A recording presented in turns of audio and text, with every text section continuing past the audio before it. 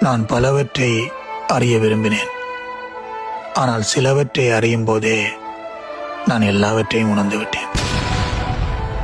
சில நேரங்கள்ல உடைஞ்ச பிறகுதான் அதன் வடிவம் முன்னரை விட கூட அழகாக மாறலாம். நான் முன்னாடி இருந்த நபர் மாதிரி இனி என்னால இருக்க முடியாது. ஏன்னா இதுக்கு மேல என்னால வலியை அனுபவிக்க முடியாது.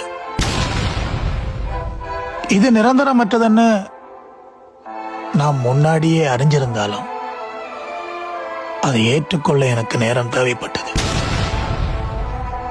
நான் மன்னிக்காம இருக்கிறதுக்கு ஒரு காரணம் இருக்கிறது.